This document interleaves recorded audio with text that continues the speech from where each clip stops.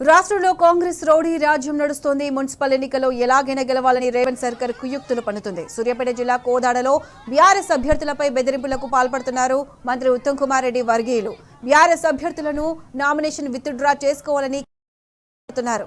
కోదాడలో 11వ వార్డులో బీఆర్ఎస్ అభ్యర్థి గీతా ప్రసాద్ అనే అభ్యర్థిని కిడ్నాప్ చేసి నామినేషన్ విత్డ్రా చేసుకోవాలని బెదిరించారు. దీంతో ప్రజలు స్వచ్ఛందంగా బయటకు వచ్చి బీఆర్ఎస్ అభ్యర్థికి మద్దతుగా ధర్నా చేపట్టారు. ఉత్తమ్ అధికార దుర్వినియోగం చేస్తూ బెదిరింపులు చేస్తున్నారని మాజీ ఎమ్మెల్యే మల్లయ్య యాదవ్ ఆగ్రహం వ్యక్తం చేశారు.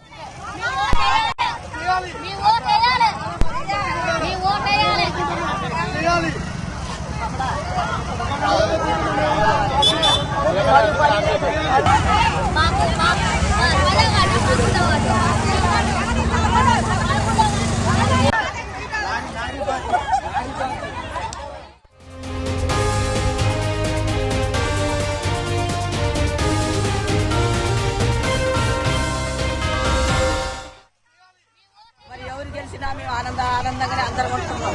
మాకు మాత్రం ఇది పని లేకుండా మాకు ఓటు హక్కు లేదు. ఏమైందంటే మా వాళ్ళు ఆడుకుంటే మొత్తం అడుగు ఇక్కడ పోయి చేర్చుకున్నారని ఓటు హక్కు కావాలి. మాకు చిన్నప్పటి నుంచి వేసిన ఓటు హక్కు ఆ ఓటు హక్కు మాకు కావాలి. మా ఓటు మాకు కావాలి. ఏమి జరగటం కాదు. తర్వాత మేము ఏదైనా కానీ మా ఓటు హక్కు మాకు కావాలి. ఓటు కోసం ఎక్కింది ఎక్కడ తీసుకుపోయినా ఏ చేసినా కానీ మా ఓటు హక్కు మాకు కావాలి. మరి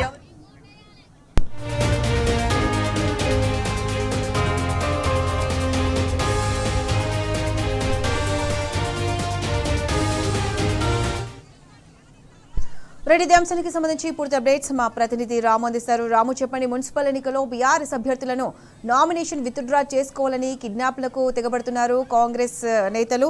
అయితే గతంలో కూడా ఇలానే సర్పంచ్ ఎన్నికల్లో కూడా కొంతమంది సర్పంచ్ అభ్యర్థులను కూడా కిడ్నాప్ చేయడం జరిగింది.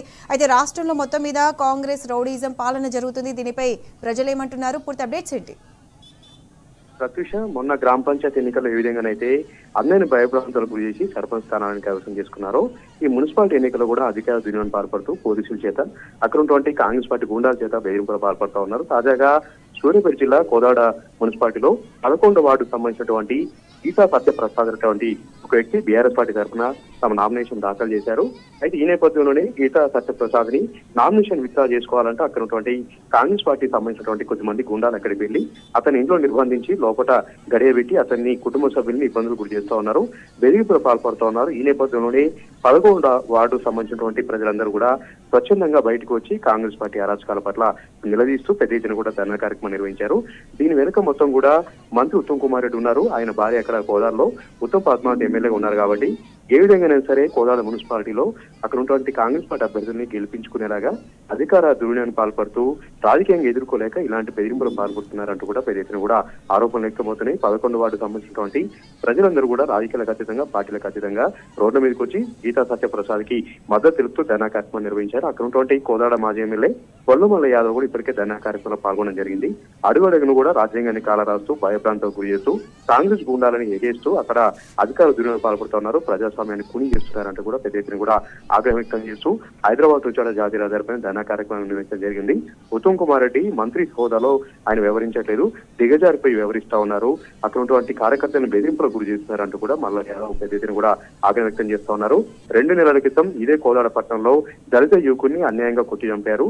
బీఆర్ఎస్ పార్టీ నాయకుల్ని ఇబ్బంది పెట్టేలాగా అతను అప్రూవర్ గా మారాలని పోలీస్ కస్టడీలోనే అతన్ని తీవ్రంగా కొట్టడంతో ఒక దళిత యువకుడు మరణించాడు. అయినప్పటికీ కూడా ఉత్తమ్ కుమార్ రెడ్డి సంబంధించినటువంటి దంపతులకు ఎవరు కూడా కనిపించగలట్లేదు, వాళ్ళెవరు కూడా పద్ధతి మార్చుకోవట్లేదు. ఈ నేపథ్యంలోనే పెద్ద ఎత్తున కూడా ఆరోపణలు వ్యక్తమవుతున్నాయి. ఈ రోజు 11వ వార్డులో నిర్దాక్షిణ్యంగా అక్కడ బీఆర్ఎస్ పార్టీ అభ్యర్థి పైన దాడులు చేస్తూ ఇంట్లో జొరబడి వారి కుటుంబ సభ్యుల్ని బెదిరింపడం పాల్పడడం పట్ల కూడా బద్ధంగా వ్యవహరించుకోవాలి, హుందాగా వ్యవహరించుకోవాలి. కోదాడ మున్సిపాలిటీలో, కోదాడ నియోజకవర్గంలో ప్రజాస్వామ్యాన్ని కాపాడాలంటూ కూడా సర్వత్రు కూడా డిమాండ్లు వ్యక్తమవుతున్నాయి. ఇప్పటికైనా సరే 11వ వార్డు సంబంధించినటువంటి గీతా సత్యప్రసాద్ ని ఇంట్లో నిర్బంధించారు కాబట్టి వెంటనే కాంగ్రెస్ పార్టీ కార్యకర్తలందరూ కూడా ఇల్లు ఖాళీ చేసి వెళ్ళిపోవాలి, అతన్ని స్వచ్ఛందంగా పోటీ చేసేలాగా వాతావరణం కల్పించాలి. అక్కడ ఎన్నికల అధికారులు, పోలీసులు కూడా వెంటనే చర్యలు తీసుకోవాలంటూ కూడా కోదాడలో పెద్ద ఎత్తున కూడా ధర్నా కార్యక్రమాలు అయితే మిన్నంటుతా ఉన్నాయి. Pratyusha. Right Ramu, thanks for the updates.